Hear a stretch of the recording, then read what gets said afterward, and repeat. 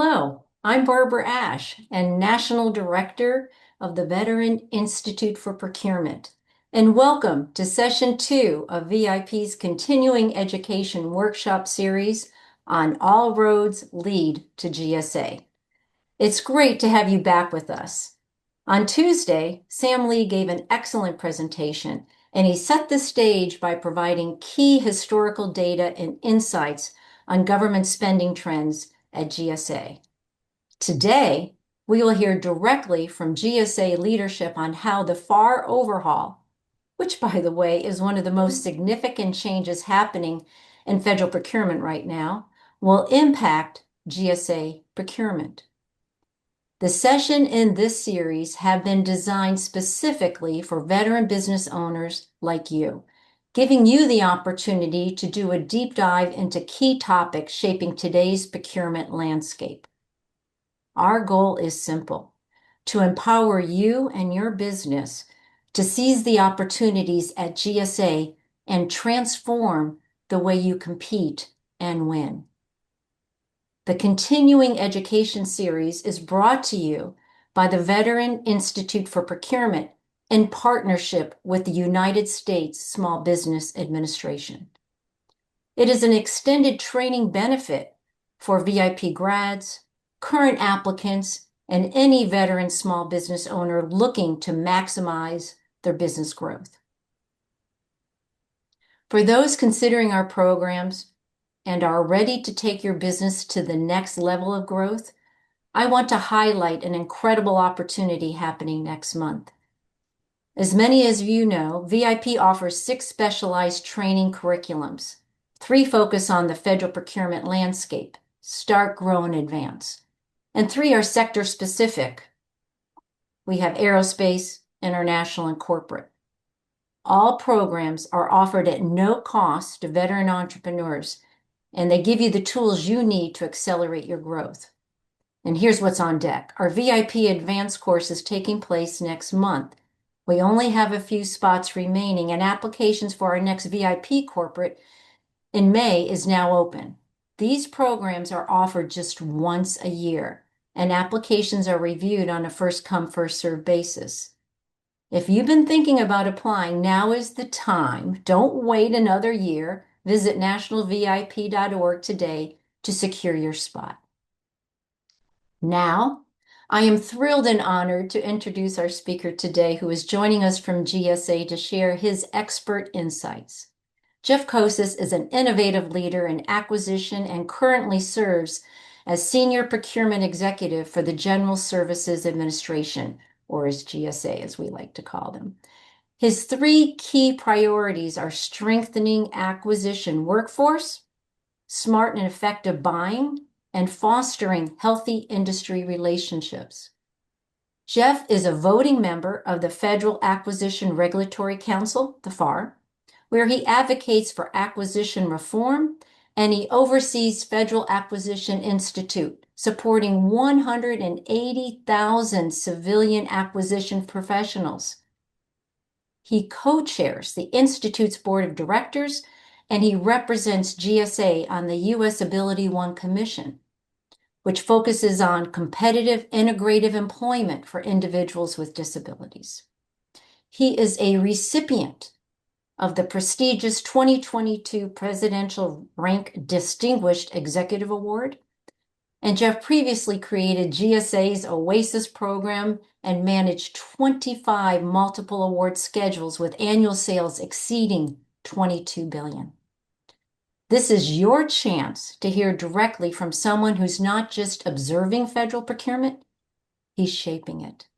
We encourage you to engage throughout the presentation. Feel free to submit your questions anytime using the Q&A box on your Zoom toolbar. Please don't use the chat for questions. We'll address as many as we can during the session and follow up on any we don't get to. Please note, the slides and video recording from today's session will be provided at the end of the workshop series, after all 4 sessions are complete. And now it is my pleasure to turn it over to Jeff. Jeff, welcome to VIP, and thank you again for your time. Thank you. Thank you, Mauricio. Thank you, Barbara. Thanks to the whole team at the Veterans Institute for Procurement. Really appreciate the invitation to join you all today. Just a quick caution for everyone. I'm just recovered from a bad winter cold, still have quite a cough. So my apologies, but I'm afraid I will clear my throat and cough throughout this discussion. I know that's really annoying. And so again, apologies for that. But let's get down to business. You see, we were recently told that the FAR is a barrier to, rather than a prudent vehicle, for doing business with the federal government. Its harmful effects permeate various items paid for by American taxpayers, from commercial products like laptops and office supplies to major defense weapon systems. That's what President Trump wrote back on April 15th of this year in Executive Order 14275, also known as Restoring Common Sense to Federal Procurement. This is the order which directed a comprehensive reform of the FAR. That executive order, it made several points. It started saying the FAR is too big and too complicated, that it keeps companies from doing business with the US government. Its direction: strip the FAR of non-statutory requirements, retain only what's in law, plus what's essential to sound procurement. It told us move quickly through deviations, update the FAR within 180 days, and it directed agencies make matching changes to their FAR supplements and to other policies. There's a lot there, a lot to think about, a lot to talk about. So today, I'm going to address some of the objectives of the revolutionary FAR overhaul. First, I'm going to talk about the biggest challenges. I'll explain where we are with the rewrite. After that, I'm going to explore some of the biggest changes made to date, talk about their impact on government contracting. I think that's a really good time to pause to answer some of the questions that you've dropped into the box. So we'll spend a little time, go through questions. Then I want to move on and talk about what's going to happen in phase 2 of the FAR overhaul. Hint, that's a huge culture change challenge. That's an area that we're going to need help from the entire government contracting community. After talking about that, I'll open things up a second time for further questions, for questions on other topics, GSA, or for any comments, anything that you all would like to share with me. So let's actually look at what some of those biggest challenges are. And let's start with the method and the timeline in the executive order. Method: do this by deviation. And timing: complete those deviations within 180 days. Let me give you some context for what that ask really means. Back in 1978, Congress directed the Office of Federal Procurement Policy to issue a single, simplified, uniform federal procurement regulation and to establish procedures for ensuring compliance by all federal agencies. Sorry. Well, folks, for the next 5 years, repeat, 5 years, Federal Procurement Policy and the FAR Council worked to create the FAR. They published the rulebook on September 19, 1983, and they made it effective April 1 of 1984. Right there, the government contractor community, they had 6 months to prepare and to understand the new rulebook. Over the decades, tens of thousands of government and industry professionals were trained in at least part of that rulebook. And while there have been over 1,000 changes over the past 41 years, they're minor compared to the current revolutionary FAR overhaul. Add that up. FAR 1.0, 5 years to draft, 6 months to socialize, 4 decades to become part of our culture. FAR 2.0, 5.5 months to draft, 1 month to socialize, and that month consumed by a government shutdown we haven't even started making any of this part of our culture. There's both big benefits and big drawbacks in moving at that speed. On the positive side, that forces action, that drives decisions. It brings the benefit of change now, something certainly called out in the executive order, urgency of action. So it satisfies the moment and it creates momentum. Don't underestimate that. Think of a spinning top or a gyroscope. They need a certain amount of speed to keep revolving. And when the speed slows, they fall. So finally, by approaching this through deviation, it lets us test theory. It lets us experiment before things are codified into regulation. On the flip side, the biggest drawback of moving this fast and in this way is what I like to call community readiness. Now, I've heard a lot of concerns we're moving too fast. And by the way, moving too fast, that's not often a criticism otherwise made of the FAR Council. At this point, we've just entered phase 2 of the overhaul. Moving forward, expect that community readiness to be a collective challenge, a challenge for the FAR Council, for the Federal Acquisition Institute, for Warfighter Acquisition University, for all the federal agencies, for industry, large and small, a challenge for stakeholders, for the procurement lawyers, and for everyone else involved in any way in government contracting. I'm going to return to that point in closing and going to offer some thoughts, things that we should be doing to address that community readiness challenge. But the Restoring Common Sense executive order, it absolutely did not stand alone. The president and his administration, they've taken a lot of interest in federal acquisition.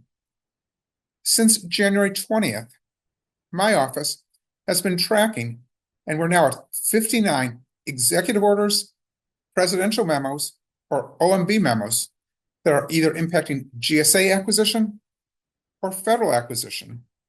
And that in that 59, I'm not including the ones that only name specific agencies, such as the one just dropped dealing with defense contractors and stock buybacks. In developing our approach to the FAR overhaul, we had to think about all of those documents and look for what was common, what was the message, what were they telling us. I'm going to call out two particularly important executive orders beyond the FAR rewrite. There was eliminating waste and saving taxpayer dollars by consolidating procurement at GSA. This one was issued March 20th, so less than a month before the FAR overhaul. And by the way, I'm happy to talk about any specifics in the consolidated procurement EO in that second Q&A section that we'll set up for today. The other executive order I want to highlight, that was ensuring commercial, cost-effective solutions. That one was issued the same day as the FAR rewrite executive order, tax day, April 15th. So as the GSA team, NASA, and DoD were starting to write, we had to write in ways that was unifying the message of all of those executive orders, OMB memos, other presidential memos. And I think it's helpful if we summarize what were all those memos telling us. I think of them in 7 big key themes. Let's put those themes up, please. Theme 1, it's a recognition of the federal debt. It's about concerns about overregulation. It's about fears that regulation is stifling innovation.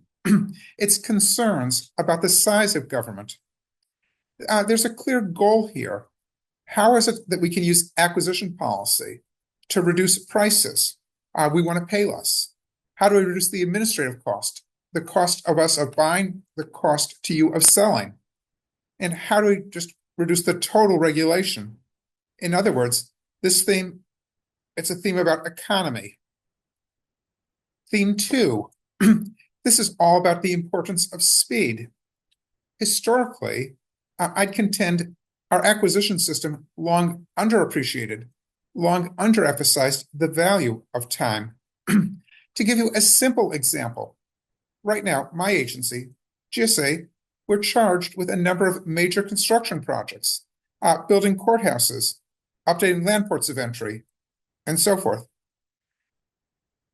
Inflation in the construction industry is currently running about 4% per year. So if we have a $50 million acquisition and it takes us 18 months to get to award, well, we just lost $3 million in spending power. And that's before we get to other impacts, delays in creating jobs, lost productivity, and so forth. Theme 3. This is all about waste. It's about reducing duplication. Certainly, that message is upfront in the executive order telling us to consolidate contract spend at GSA. You saw that theme show up as federal agencies are being told there's better ways to obtain HR support, financial support. The administration is looking to address and to reduce duplication in internal administrative services. Theme 4. That's all about buying commercial products and services. It's mentioned the same day the president issued the executive order to rewrite the FAR, he issued another executive order to reinforce buying commercial products and services. That's just what it sounds like. It's requiring us to prioritize the procurement of the commercial item, not the non-commercial item. Now, if we're going to buy the non-commercial item, GSA contracting officers, they have to justify, and I have to approve the rationale for any decision to buy the non-commercial solution. Echoing other themes, the executive order and the White House fact sheet here explained buying non-commercial, it causes delays. That was theme 2. And then they cite a report that over the last 25 years, failure to buy commercial IT cost the government $345 billion more than had we bought the commercial stuff. That's theme 1. The 5th theme, it's encouraging fixed price contracts. The administration's been really clear that they see cost reimbursable contracts and even time and material contracts as taking longer, being more expensive, being more administratively complex than fixed price contracts. Theme 6, competition and new entrants. You've seen a lot of administration attention to the 8A program. 8A, that's the only contracting program that has a preference for sole source over competition, at least for acquisition within certain dollar thresholds. You all, as those of you who are service-disabled veteran-owned small businesses, anyone here who's a hub zone, if there's any women-owned small businesses here, well, the acquisition system encourages competition within your socioeconomic community. 8A is different. Below the competition threshold, the default in 8A is sole source. So that theme emphasizing competition, that's standing out in what you've seen in the 8A program. The administration has also heavily emphasized the importance of bringing in new entrants. They're focused specifically on cutting-edge technology. And you certainly see that in the focus on how do we better buy artificial intelligence. You see that in GSA's OneGov deals. Theme 7, the final theme that I see across all those policy documents, that's reducing bid protests. Now, reducing protests, that takes us right back to the value of time. When a bid protest is filed with the agency, it takes on average 30 to 45 days. In GSA, our agency protest official, he's in my office, he has a 30-day target to resolve the protest in his performance plan. Now, by law, GAO, they have 100 days to issue decisions. They often work a little bit faster than that. Not a lot, a little bit. But when protests go to the Court of Federal Claims, there is no statutory deadline. In October of 2024, we announced preliminary winners in the Polaris small business pool. And we've received protests to the Court of Federal Claims. Subsequently, we made awards on the Hub Zone and the Service Disabled Veteran-Owned Small Business pools. And we were able to issue notices to proceed. Those pools are active, and we're really excited about that. But we're still awaiting for the courts to even hold briefings on the small business protests. That means bid protests on Polaris small business have already delayed award 14 months. And since we've not even had the arguments, it's going to be longer. So I just took you through 7 big themes that came out of those 59 executive orders, presidential memos, OMB memos. Those themes, they've been pivotal to our work on the rewrite. And I think if you understand them, you'll understand how we approached this entire project. So that said, let's actually talk about where we are with the rewrite. To paraphrase the wonderful Winston Churchill quote, when it comes to the rewrite, perhaps we're at the end of the beginning. During what we called phase 1, as directed by the executive order, we issued deviations to rewrite the entire FAR. More specifically, we developed text for 49 model deviations, and we invited agencies to issue those model deviations. Further, we created a wealth of support materials and resources, things called strategic acquisition guidance, for use by the full community. To date, at least 13 agencies have fully implemented the rewrite. They implemented all 49 of those model deviations. Other agencies, they're at different points on the path towards implementation. So what was accomplished? Let's start with the metrics. We reduced the FAR by a full 1/4. We eliminated 484 pages, 230,000 words, 114 provisions and clauses, and we gave our contracting officers and our contractors more room to make good business decisions by eliminating 2,724 must-do statements. At this point, agencies are implementing, they're testing, and together, as a community, we're learning. That's why I say perhaps now we're at the end of the beginning. So let's dive even deeper. Let's look at some of the biggest changes made in phase 1 and their impact on government contracting. Understand, please, in rewriting the FAR, we wanted to make it easier to understand the rulebook. For that reason, we emphasized using plain language rather than the typical bureaucratic speak found in regulation writing. You just heard me talk about the importance of moving fast. In several places, all across the FAR rewrite, we emphasized the value of time, why it was critical for success in meeting the mission and for small businesses. We first emphasized that right at the top of the rulebook. It's in the guiding principles in part 1. We then further drilled down on the value of time across the internal government-facing parts of the FAR, such as market research, acquisition planning, and the emphasis on using existing contracts. Another big piece of trying to say, how do we make the FAR easier to understand, is to organize the information in a more useful manner.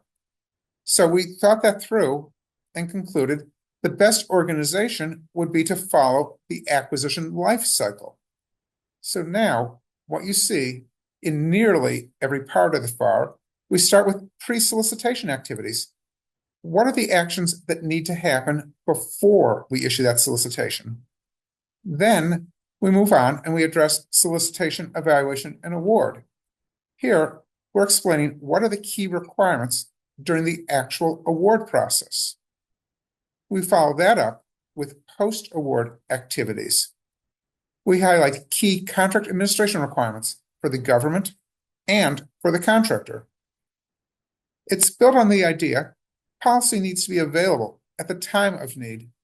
Most people are not going to sit there and read the FAR cover to cover.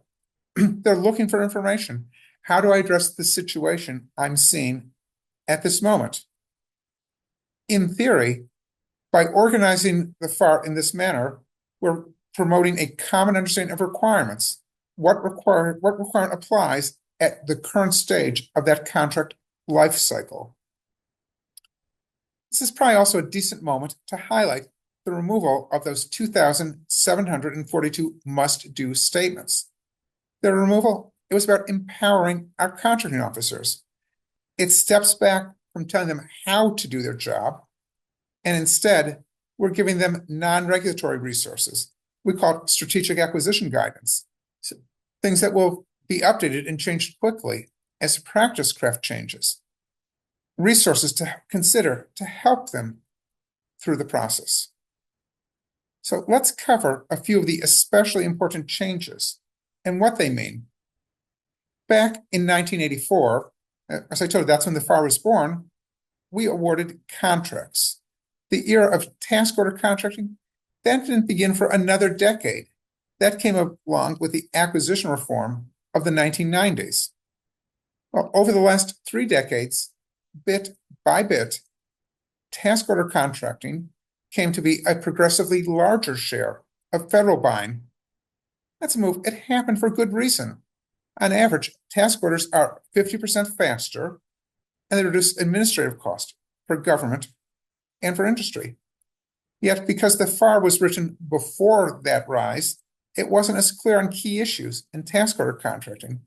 It didn't address topics such as on and off ramps and IDIQs. That's something I believe is key to small business success. So, in looking to increase task order contracting, in looking to best leverage our buying power, in looking to drive the best deals, those were key things that we wanted to highlight in the FAR. We also had to formalize the executive order on consigning products and services at GSA. So all of that starts coming together in the changes that you see in FAR Part 8. This is the part known as required sources of supply. For about 10 years now, the Office of Federal Procurement Policy has emphasized the virtues of category management. They point out how valuable it is to have the federal government act as a single buyer. And they defined spend ranging from Tier 0 to Tier 3 because of the time and the cost that's involved in creating contracts. There's been a long-standing push from multiple administrations for agencies to move up the category management scale to aim at Tier 3, what federal procurement policy calls best-in-class contracts. And they estimate category management has saved agencies over $100 billion over the last 10 years. With the FAR rewrite, we announced a new top tier. You can call that Tier 4, or required use contracts. Now, the Office of Federal Procurement Policy, they've not yet defined the attributes for a required use contract. But I'm certainly expecting they're going to look at things such as shared services at GSA's OneGov deals and at the other contracts that best maximize federal leverage. I think you see the direct relationship between that consolidation EO, between these points, and that strong language in FAR 8, use existing contracts first. And to me, the most important of the existing contracts is GSA's Federal Supply Schedule program. I say that because for decades, this program has been the premier entry point for new federal contractors. Provided they've done all the research, they've defined their market opportunities, they've scouted their competition, and they've created a clear value proposition, then new contractors can have enormous success through the federal supply schedules. However, until now, schedule ordering procedures were located in the FAR, and that meant it took a consensus of the Department of War, NASA, GSA, and the Office of Federal Procurement Policy for GSA to make necessary changes and updates. Now, it never really made sense for four agencies to have control of the operational rules for a GSA program. So giving GSA full control over the federal supply schedule ordering procedures, that's going to bring agility.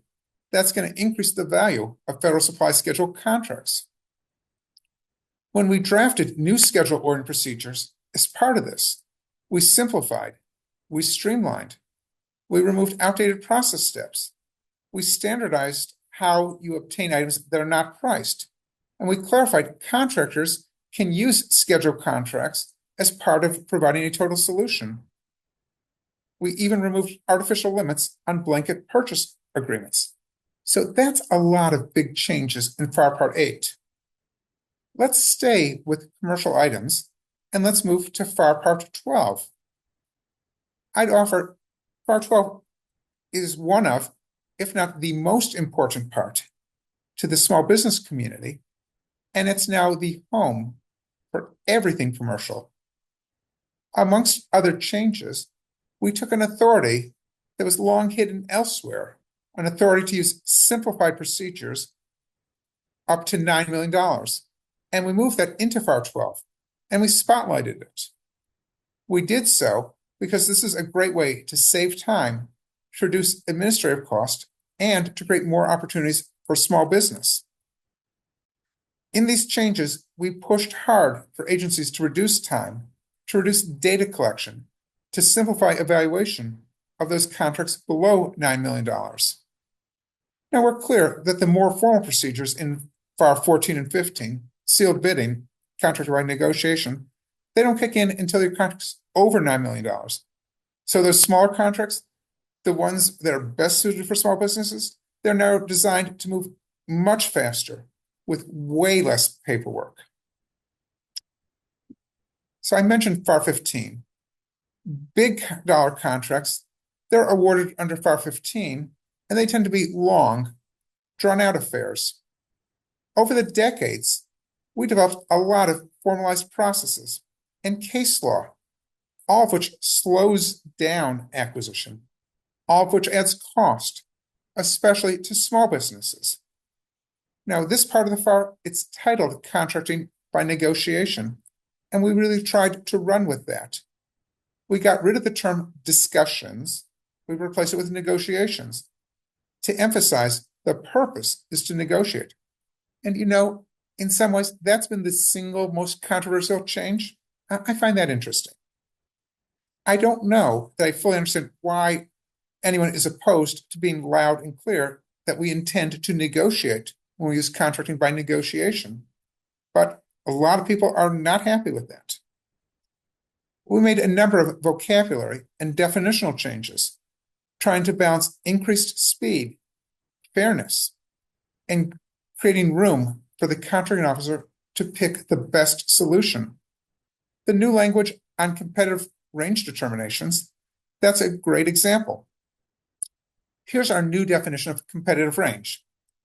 The group of evaluated proposals that the contracting officer determines are best suited for further negotiation. Our old definition, all the most highly rated proposals. With that, we move from mandate to judgment, from one size fits all to discretion and focus concept. That's a bigger change than it may sound like. That's a change that could upend decades of bid protest case law. You see, it's way easier to be successful in a protest when you say, hey, GSA, you didn't follow a required process step. You didn't include all the most highly rated proposals. It's much harder for that protest to win when we make it a judgment issue, a matter of discretion. The contracting officer determined who was best suited for further negotiation. That's FAR 15. FAR 16, that also includes some pretty important changes. You see, FAR 16 used to limit the available contract types to those that were explicitly named, and it required very senior approval if you want to use a type not named. Classic example, that's how you limit innovation. Let's say you want to use a different contract type. Well, if you had to gain approval from your branch chief, then your contracting director, then your lawyer, then the head of your contract activity, then your policy office, then your senior procurement executive. Well, that's not an easy journey to run. You're probably not going to even try. The FAR overhaul, it replaced that with language that says, unless it's prohibited by law or by the FAR, any contract type that promotes our best interest may be used for agency procedures. I think that's way more encouraging to innovative approaches. It's going to take time for people to understand the value of this authority, but when they do, I expect it will be widely used. Buying cloud, that's an easy case to understand consumption-based pricing. You see, we can establish a fixed price per unit. That's easy. And we establish a cap. But it can be difficult to come up with a good estimate. How much are we actually going to consume? Now, we can monitor usage through all kinds of technology and dashboards. Some have long used the approach. To others, they didn't because they didn't want to go through that journey of getting a contract type approved. So for many, this will be brand new. Let me move on to another big change.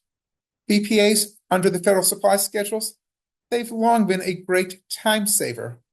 They help agencies to fill in the specifics of recurring types of requirements, and they let them navigate competition. So in 16, we extended that idea to any multiple award IDIQ contract.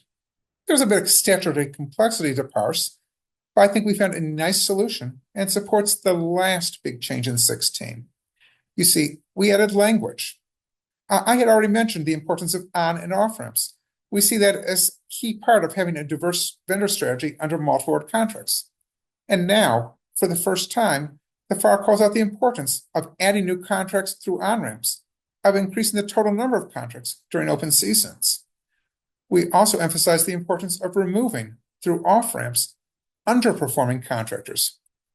To me, BPAs and open season ideas are linked, because if we want IDIQs with more small businesses, then we need tools such as BPAs to ensure efficient competition. And now, the part that gets by far the most attention, FAR 19. The small business media has really been deeply focused on 19, even though I'd offer changes to other parts, including 4, 8, 12, 15, 16, even 40, have much bigger effects and may be more important to the small business community. But let me start with 19 to explain that statement. You see, the FAR has long reserved contracts above the micro purchase threshold to small businesses. And we've long anticipated, as long as we anticipated getting competitive offers from at least 2 small businesses. Now, under the Small Business Act, the rule of 2 was required for contracts up to the simplified acquisition threshold. Above that, the FAR Council chose to apply the exact same rule. Now, we retained the same standard in the overhaul, but in the codified FAR, we explained that separately. We explain it for contracts up to the SAT, then we explain it again for contracts above the SAT. We thought it would, if we explain it once, it would be cleaner, it would be clearer, it would be easier to understand, it would be easier to navigate. So the rule of 2 for contracts, again, we said it more simply, but we did not make a change. Moving on to orders. Contracting officers have long had the discretion to set aside orders. They were never required to do so. So we emphasized this was at contracting officer discretion, and we explained the decision to set aside or not set aside an order is not a statutory basis for protest. Now, statute, and you'll find in FAR 16, if you want to look at it, it's at 16508. It limits protests on task orders to the grounds that they increase scope, period, or maximum value of the contract. It doesn't say you chose to set aside, you chose not to set aside an order. So here again, we used simpler language, but we did not make a change. The big changes in 19 were around the 8A program. I already shared with you, the 8A program is unique. It had a preference for sole source over competition below a set threshold. All the other socioeconomic programs, including service disabled, veteran-owned small business, they favor competition within the peer group. And so the FAR overhaul change, we aligned 8A to that same standard, competition within the peer group. We now require contracting officers attempt to compete between 8As before you resort to sole source. Hand in hand with that, we added an automatic release feature. Up till now, anytime a requirement entered the 8A program, it stayed there until SBA formally released it. As former chair of the U.S. Ability One Commission, I can tell you those types of mandates, they're huge disincentives to use the program. It's important, and I hope all of you will agree with me. The contractor has to win business by doing a great job, not by turning a customer agency into a captive. The new FAR provides for automatic release as long as the requirement goes to another socioeconomic category, including hub zones, women-owned small business, or service-disabled veteran-owned small business. Yes, the FAR is currently out of sync with the SBA rules, but SBA is going to catch up. Back to my thesis. Many of the other FAR changes are more important than changes in Part 19 to the small business community. In the guiding principles, FAR 1, we emphasize the acquisition system will meet an agency's mission effectively and efficiently first. Some took that to be a self-evident truth. Others see that as a negative to small business. In FAR Part 4, we eliminated half the information required to register to do business with federal government. In other words, to sign up with SAM. I have to emphasize here, systems changes very much pending. SAM has not caught up. In FAR 7, we emphasize acquisition planning should be a living and ongoing process. We highlighted early engagement, a step critical to ensuring small businesses receive opportunities. Most small business opportunities are in commercial products and services, so the changes to 8 and 12 are especially important. Carrying costs are a real concern to many small businesses. Letting the government move faster, reducing information, simplifying evaluation, making award decisions sooner, these things, I believe, are helpful to the small business community. Using existing contracts first, clearly that's more debatable. Good for the small businesses who hold the contracts, less so for the ones who are not in government-wide contracts. Fortunately, the federal supply schedules are always open to new offers. They just have to be ready to use the vehicle. The 30% reduction in clauses and provisions in FAR 12, that is really good for small business. The faster, the simpler process for contracts below 9 million, that's especially good. And the language regarding on and off ramps in 16. Agencies don't need on-ramps for large vehicles. We didn't need an on-ramp for Alliant 2, but we certainly need them for our small business IDIQs. So that language, that's a big addition, trying to create a culture of opportunity pipeline. Okay, I just threw a lot of technical talk at all of you. Barbara, let's let people have a minute to take a breath. I'm sure there must have been questions or comments or things that people would like to talk about. So let me invite anyone for a Q&A moment here. Absolutely. And thank you so much, Jeff, for walking us through the FAR changes and highlighting the insights behind them, right? The methodology behind them to better understand the why. Um, and I had to chuckle, I have to say, when you said this is the first you've heard of the FAR Council being accused of going too fast. I'm Definitely. sorry. I actually, get, and that is so true. So we do have some questions, and I appreciate you pausing here. And I encourage the participants, if they have any questions, to put them in the Q&A chat, and we'll try to get to all of those. At the very top is kind of a really fun, GSA, of course, has a number of ways to how they classify what they buy and how they buy it, the schedule. So one of the first questions is, what's the difference, between GSA's mass and GSA's federal supply schedule? What's the big difference? Fair question. They're synonyms. Yeah. The terms were created at different points in time. They're both referring to the same program. Yeah. Yep. Yep. So we did make those changes. And then Here's a good question as well. Does the FAR now allow extension for a full 12 months at the KO's discretion as opposed to the 180 days previously used? So I'm not sure if I totally understand the question. I see it's referencing our fees delayed by continuing resolutions and the shutdown. And it, In the next phase, in phase two, I mentioned there are further changes to come. yeah. We have been thinking about the shutdown, and particularly the issue, how do we deal with options that we may have lost because of the shutdown? So expect more in the next phase on that topic. Yeah, and I appreciate your understanding on some of the impacts, on that, and what that means. And then here's a question we submitted for the Federal Supply Schedule SINs in December of 2024.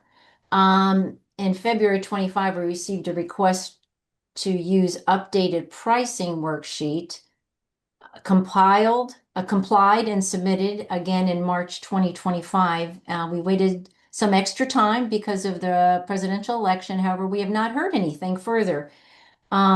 The question is, I understand there have been changes this year. We have contacted GSA National Customer Service Center and asking for an update on a submission. Is there any advice you can provide additionally to help us move the submission forward on a FSS SINs Uh, price?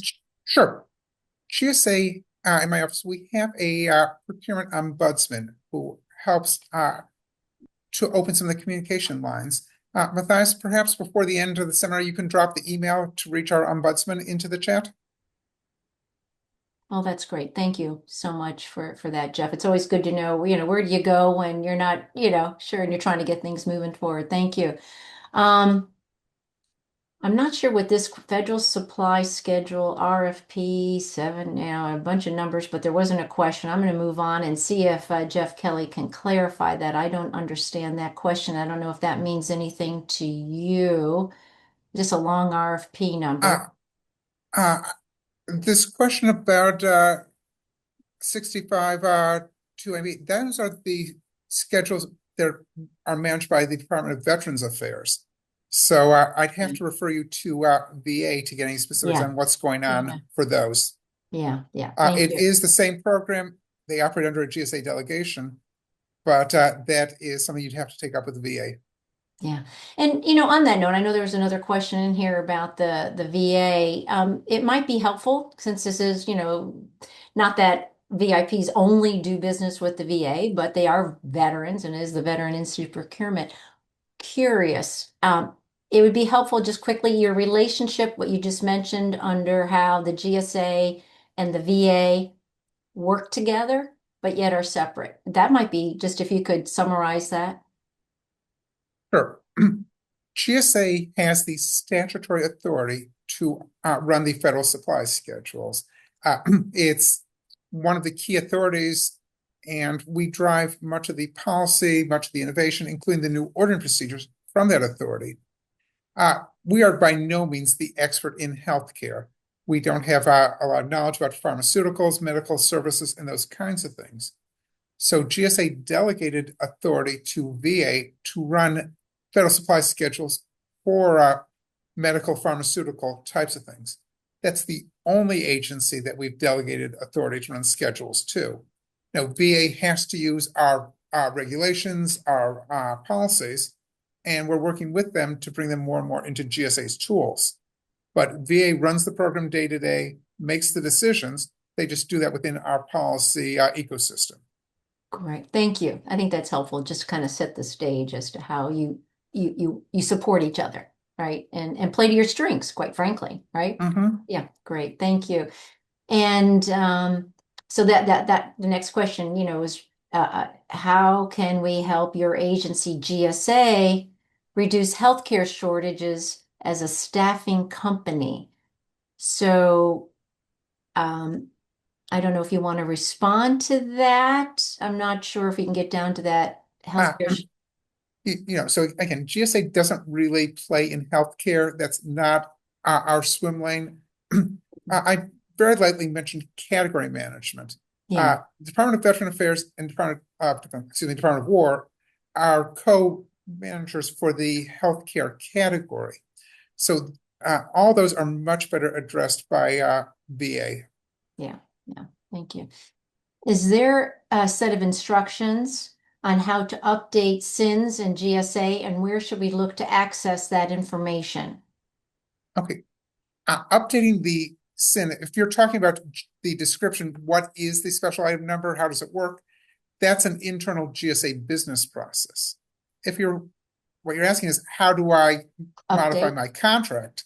How do I either pursue a new special item number, move away from an old one, change products, services, pricing within that? Then yeah, there's all kinds of support and resources on our website that gets into how the federal supply schedules operate and how the contractor should move forward with that. Okay, thank you. Thank you. And we'll, in the next session, we're going to do some of the tactical, how do you actually start to set this up, in your company, on schedule and sins and so forth. And there'll be additional information. We'll get in more of the tactical. Here's a question on the FAR. How does FAR Part 19 affect the super, it's kind of in market sometimes referred to as super 8A companies, the tribal entities and the ANCs. What we are looking for is to see competition within the peer group. So, you know, nothing is said you cannot use the 8A program. What we're saying is we don't want 8A used on a sole source basis. We want it used on a competitive basis. So if we are going to compete within tribal entities, ANCs, then you're competing within a peer group. You're not sole sourcing. Okay, so it implies it's all inclusive is what I'm hearing then. Correct? Yeah. I'm applying for both the 8A and the GSA schedule. Which should I apply for first? These are two different things that have different purposes. 8A is very much a business development program. So if you are new, you're looking to really get help in business development strategy, in understanding something about federal market, maybe in getting support, then you want to apply to the 8A program. If you have been doing your research, you understand the market, you understand your competitors, you have a strategy to sell to the federal government, then you want to be pursuing the federal supply schedules. Yeah. Thank you. Thank you for that. How do you foresee the changes with the FAR and at GSA and how that will impact Ability One program? Positives, negatives, your thoughts? How will there be any impact? Uh, Excuse me, within FAR 8, we took some of that same approach to Ability One. We simplified the language. We did not change the basic requirement. Ability One is a statutory program. It falls under something called the Javits-Wagner-O'Day Act. That act, it's intended to create jobs for people who are blind or significant disabilities, and it charges the commission with establishing a procurement list of products and services where Ability One is a required source. I don't think that the changes with the FAR or at GSA are going to have a huge difference either way. Potentially, there will be some additional opportunities from Ability One, more from the buy commercial direction. If agencies are buying more commercial products, I expect we'll find things that better support Ability One. Personal protective equipment, PPE made in America, is one example that leaps to mind. Okay, thank you. Thank you. Appreciate that. Tool U.S. Government Administration, DI type of numbers about the program way being sunset. I don't, this was about the 8A program again. Right, I see And the that's question. statutory, yeah. It's statutory. It's probably Yeah. worth pointing out. There's a number of pending suits in multiple courts Yeah. dealing with the 8A program. And I'm not a lawyer, and I'm not going to project what a court is going to rule. If we want to partner with firms on GSA to sell training services, GSA, i.e. GSA, Mass, Polaris, Alliant 2, Soup, Vets 2, if so, which of these will continue and which will sunset? Oh my goodness. Yeah. We had a question on that along those lines as to there's been talk about moving, there could be having the CIOS before, that's over at NIH, move over to, they're moving of contracts. And it came up when Sam presented on Tuesday, and and he said, I don't know, that might be a better question for Jeff as to, and you alluded to that at the very beginning of your presentation. There's policy, and then there's implementation, and then there's systems, and then Mhm. there's culture, that you have to Yep. deal with. Can you comment on, or do you have a sense of what industry can expect, or what your sense is on when or if it'll continue to, the thought to move it over? It's been authorized. So the Consolidated Procurement Executive Order that we mentioned, one of the things that it specifically calls out is that GSA will become the executive agent for all GWEX, and GSA will then have the opportunity to say, yes, I'll accept this, or no, I will not.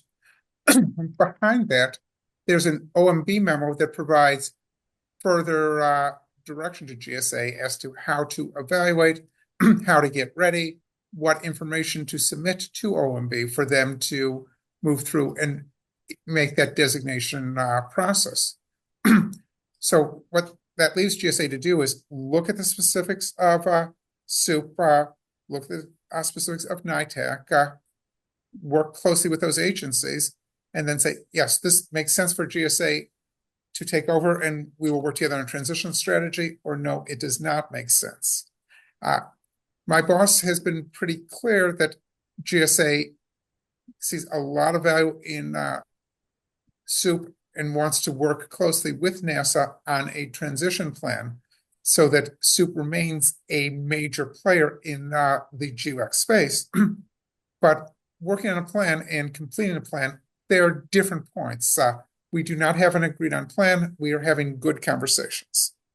Well, thank you for that update. That's helpful to understand that, where it is in the process, if nothing else, right? And it Mm-hmm. certainly makes sense that these are huge contracts. A lot of dollars go through, a lot of customers depend upon it. And so it's good to know you're giving it the time it needs. But thank you. Thank you for that, because that did come up. And that's sort Okay. of along the lines, um, which ones will sunset, any of those, Polaris, Alliant. We talked about soup vets Uh, too. Schedules are bread and butter to GSA. There are core program. I hope schedules goes on forever. Polaris, brand new. We are tremendously excited to see the first two pools come to life. I mentioned that we are stuck in protest land on the small business pool. Really excited about that. Yeah, We've publicly talked a lot about the upcoming Alliant 3. Alliant 3 is for the biggest, most complex IT. Alliant, Alliant is a pair to Polaris. Alliant is for the great big multi-hundred million billion dollar projects. Polaris is for the smaller projects. And I've already addressed SOUP, so I think that's all of those. yeah, yeah. Thank you. Good to hear. Good to hear. Um, with the rule of two, if I'm understanding correctly, that regardless of two or more small businesses submitting interest in a contract, it would not automatically be set aside, but would Okay, be good. at the Thank you discretion. for that question. Let me separate. There's two different things happening. Contracts, rule of two, remains unchanged. Rule of two has always applied to contracts, continues to apply to contracts. If the CO wants to set up a new contract and there's two or more capable small businesses that we think will bid at a reasonable price, rule of two applies. Orders, a task order under an IDIQ. Rule of two has never applied and does not apply today. For orders, it has always been discretionary. So there's been no change in rule of two. We just tried to say it in clearer language. Thank you. Thank you for that clarification.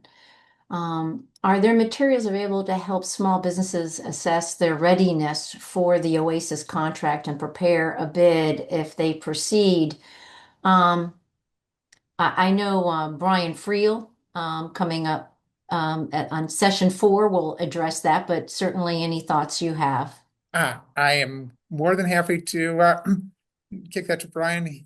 His firm has a lot of expertise in helping companies navigate the process, especially for contracts that are based on scorecards. Okay, thank you. Thank you. Stay tuned. Yeah. And on FAR Part 19, now let me see, on FAR Part 19, now minimizing the usage of sole source program, what would be the benefit of having 8A joint ventures and or an SBA 8A mentor protege program? The way I see it, all large businesses would JV with an 8A company, and now you would have large businesses competing in both the large and small business category. Am I wrong? Uh, I think that's a different issue that is being raised, and that would have been a terrific question for Sam Lee. Yeah, that's an SBA question or a, Yeah, yeah, so yeah, I yeah, maybe you can ask Sam on that one. yeah, I agree. I agree. That is, that that's a good point. Along the lines of what Barbara mentioned about consolidations, is there an estimate when SOUP and COSP would move? I think you've already addressed that. There is no Right. date. It's not like you have Hmm. a date in mind, correct? Should we attempt to Right. get on those? But this is a good question, and I'm glad this is asked. Should we attempt to get on those schedules now or wait until the if there is one, that hasn't been determined either. You have to come up Hmm. with an agreement. But this is a fair question. Do you go ahead and get on Okay, those so schedules? okay, so I'm gonna put on my procurement nerd hat here, and apologies for that. Uh, No. there, these federal supply schedules uh, operate under a different statute, that unique authority that GSA has. So the federal supply schedules are continually open. You can attempt to get on those at any point, any day of Hmm. the year. These other vehicles, these are not schedules. These are what's called GWACs, government-wide acquisition contracts. They Hmm. operate under a different statutory authority, and they have just periodic opportunities to get on. They're not open all the time. They're open once in a while. Yeah. So there's no opportunity right now to get onto SOUP or CIOSP. There is an opportunity today to get onto schedules. At Yeah. some point, I'm sure that there will be opportunities with new GWACs, but there are no opportunities today on any GWAC. There's none open for business today. Okay. And sorry to get so deep into procurement. No, I think, that's the fact, and on ramps. I just wanted to foot stomp and thank you, the small business community in general, but overall are thrilled to have more on ramps. And to your point, thank you for moving that forward. That is a huge impact and greatly appreciated.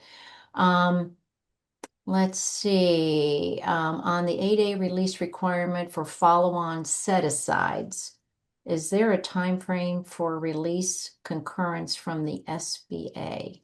Okay, so here we're looking at the codified FAR. That's one of the biggest changes that we made in 19. Uh, so in the new FAR, in the FAR deviation, release is now automatic if you are going to use a different socioeconomic category. That's not in the FAR, that's in the FAR deviation. Great. Is the Rule 2 a mandatory or is it now optional? The Rule of 2 has not changed, so that question we've already answered. When does the FAR rewrite 2.0 phase 1 go live? Okay, so phase one is live. Agencies have to implement those 49 deviations. You'll find all that at acquisition.gov, and then look on the Revolutionary Fire Overhaul page. You'll find all of the text, you'll see all the deviations, you'll see all the other commentary and information. So Barbara, at this point, let me go. But if I could just real quick, Jeff, the second part of that is also it's a good question. Have all the federal government KOs been properly trained on the rewrite? Has that happened? Have they had an opportunity? Ah, no, and that's actually part of the culture change challenge that I want to talk about in this next part of the Okay, presentation. perfect segue. Thank you. Over to Yeah, you and take it to the next section. Thank you. right. So let's talk about what's going to come up next. You see, over this next year, we're going to have to go all the way through rulemaking. That's the notice and comment process.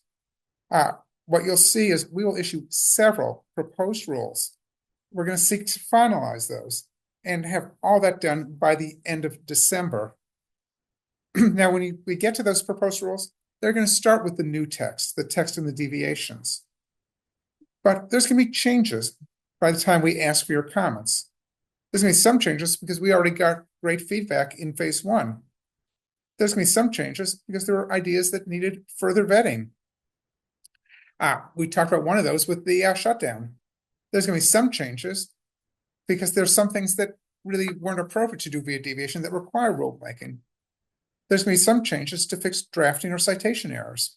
You move that fast, there's going to be things that have to be fixed. And there's going to be some changes to just complete other regulatory actions. You're also going to see us work through a host of structural issues, things that are going to help the FAR to better embrace technology.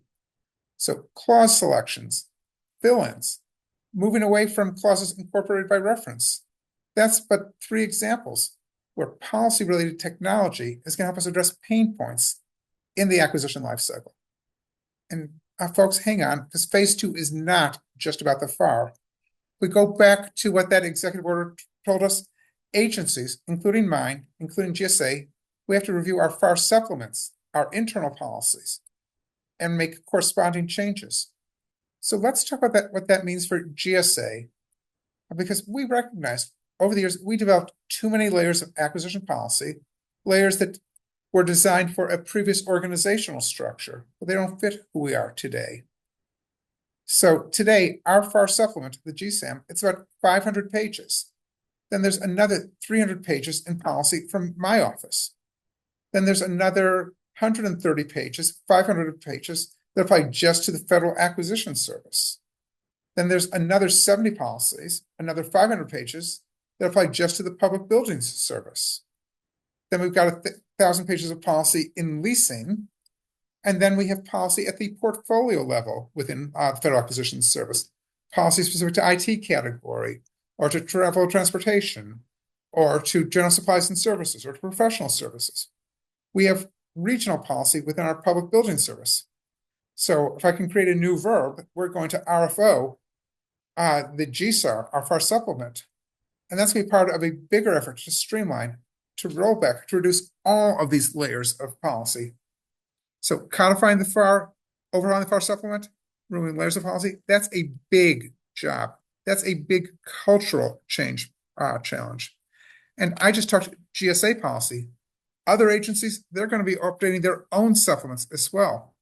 Just in the last few days, Department of War issued 31 deviations to their FAR supplement, the GSAR, the DFAR, sorry.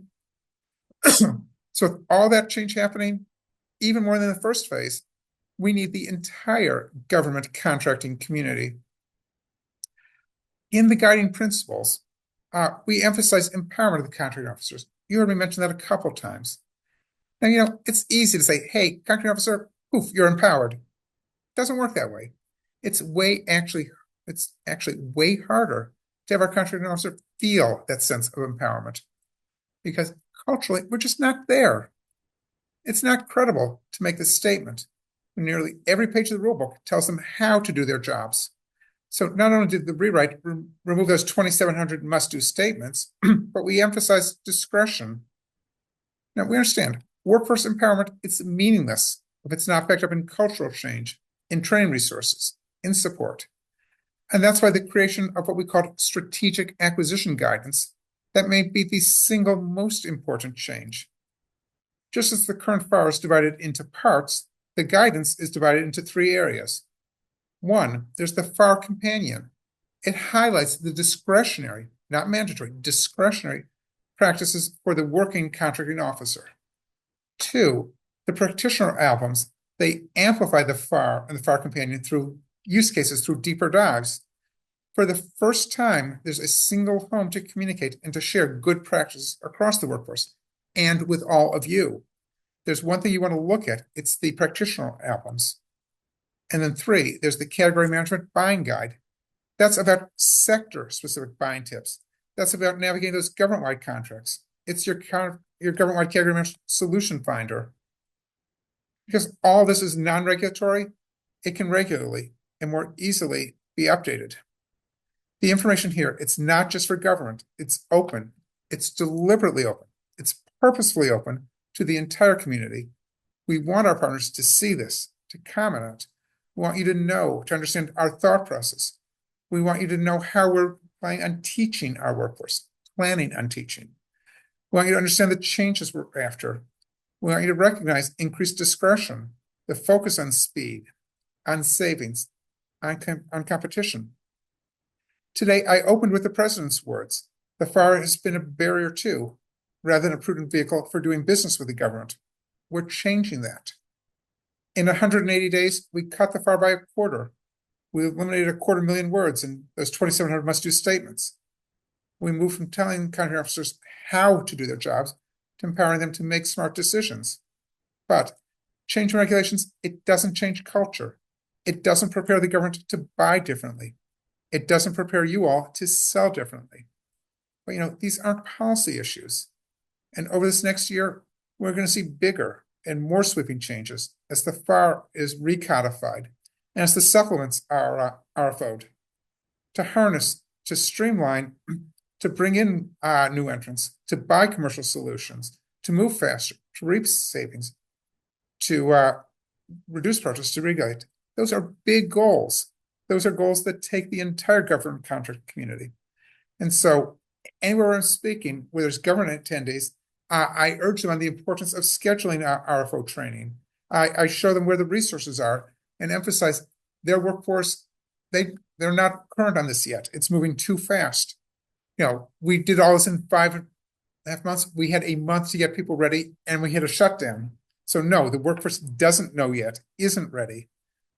But what we are doing is trying to set up the infrastructure, trying to build a sense of safety and security in experimentation. For you all, for industry, recognize the practitioner albums in particular and go through those with your capture teams. Recognize the shift is giving the CO more discretion, but they need time, they need support, they need your input to use that discretion well. Simple example, we tried to reimagine planning and to point to tools besides requests for information. I ask you to think about how do you support these kind of shifts? When I talk to the training organizations, I emphasize developing RFO-focused curricula. Recognize we're trying to change practice craft. That not only do we need to train people, but we need to untrain them. They need to unlearn. And that is a tougher ask. That means the year ahead, there's a lot that's going to be in motion. And it's going to be an exciting time for some. It's going to be so frustrating for others. But the more the community participates, the better the chances we get this culture change to take. So that's where we are in the process. That's what comes next. And so here, Barbara, we've got about 15 minutes or so left. So let me reopen this. If people have comments or questions or other thoughts they wanted to share with me.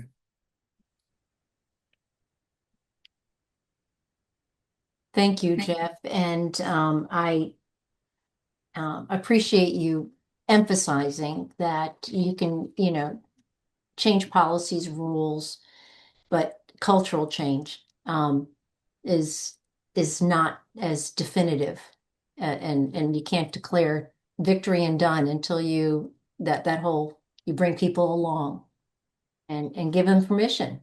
I think that is so true.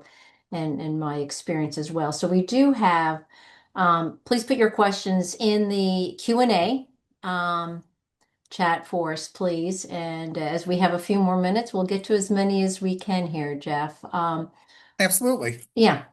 So one of the questions that I might have missed just before, and I don't want to do this because I think it might answer some questions for some as well, is how long do you need to wait before talking to the GSA team when you have submitted an application for a GSA mass, but the application has not been assigned to a reviewer? What's a reasonable amount of time? What should they, kind of set expectations?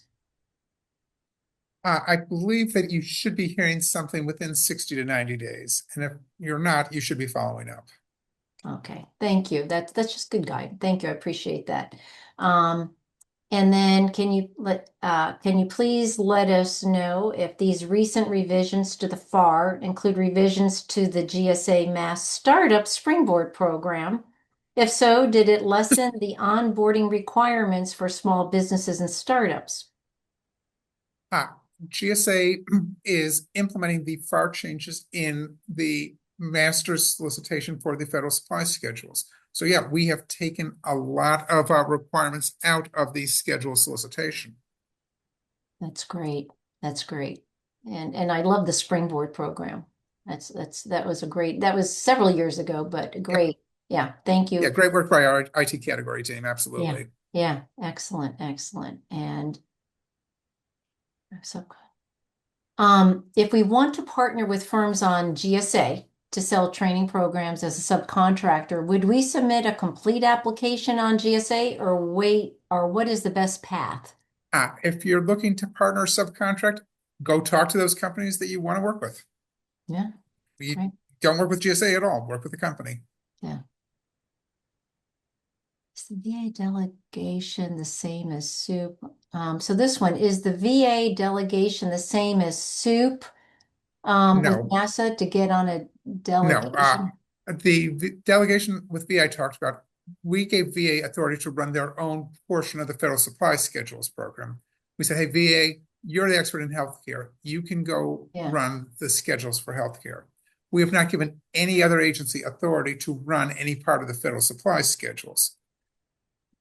SOUP is not a schedule. SOUP is a government-wide acquisition contract, a GWAC.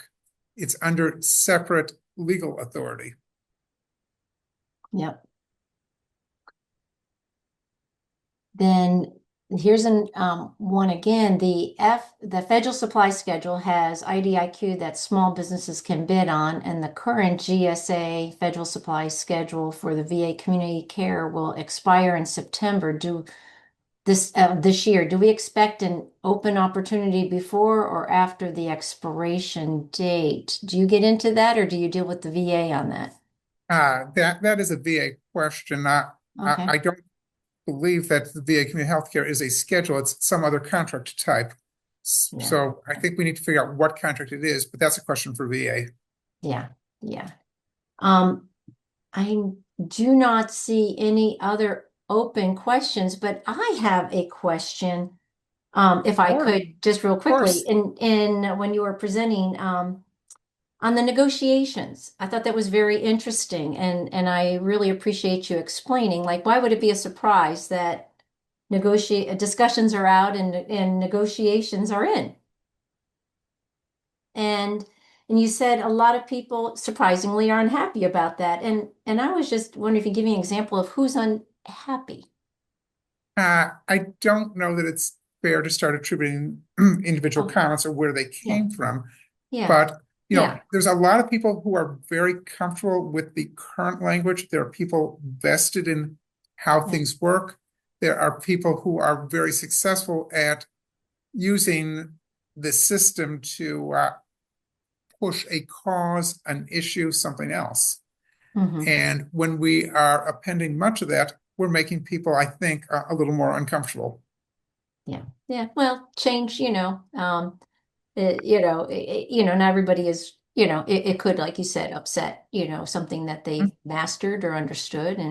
Yep. So absolutely. I just thought that was interesting and I appreciated your observation and discussion on that. Well, this was just such a joy. and so informative. And I so truly appreciate you taking the time um, to walk us through and to provide explanation and context as to the deliberations and the why and how you envision and how we hope to see the rewrite implemented. And to also, what I hear is, please be patient, and I loved, starting from the very beginning, 1978 and in Mhm. 1984, when it was the FAR was born, and where we are today. That is very helpful as well. So what an excellent presentation. And I just want to say thank you again for taking the time to be with us and share your insights. And I hope we can invite you back again. Uh, Thank you, Barbara. I appreciate the opportunity to talk to your audience and hope that they found this useful. And again, Oh, apologize for all the coughing and throat clearing, but did my best with that. well, I know you're on the mend, Yep. and so that's all good news. And so please stay well, be well, and and thank you for your service and your commitment and for and taking this, all these questions very seriously. I can tell from all the comments in the chat box and in the questions that it was greatly appreciated. And I'm thrilled that you're available if we have questions to come back and continue the conversation. I just wanted to remind everybody that the slides and the recording from today's session will be provided at the end of the series. So you get the whole package. And coming up next, we have, as I mentioned, we'll be going into a deep dive on the tactical, answering some of how-tos, getting on the schedule, the sins, sort of decoding all of the opportunities and schedules and procurement opportunities at GSA and how do you go about that? And that is going to be coming up next Tuesday, same time, same place, at 11 to 12:30, and Jason will share some of the proven tactics to strengthen your presence on GSA schedules. We're here to support you, Jeff, and make sure that everybody understands how they can have access to those growth opportunities. This is, again, a tactical hands-on guidance you'll want to implement right away. And don't forget, then session 4, I had mentioned Brian Friel is from BD Squared, who will walk you through a roadmap to growth with GSA and GWAX. And that is 1 week from today, same place, same time. And each session builds upon your complete understanding of the GSA strategy so that you can be sure you understand how to leverage that opportunity. And we added a bonus session at the end. CMMC, we warned you it's coming, it's coming, coming, and now it's here. And and there are a number of questions out there in the industry and about how to you now stay compliant and competitive. And good news, we have an additional webinar, which is separate from obviously GSA, but certainly if you're working in the defense industrial base or pursuing DoD contracts, this session is essential. You have to understand how to remain compliant and competitive, and we'll be joined by cyber technology and privacy experts at Cohn Resnick, who will break down everything you need to know about CMMC compliance. And that is a separate session, and registration is open now. This completes session 2, and we're halfway through this powerful series that all roads lead to GSA.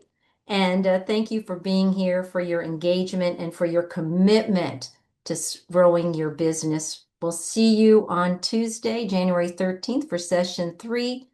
Thank you, be well, and thank you so much, GSA, Jeff, and also Matthias for all your assistance. A great team at GSA.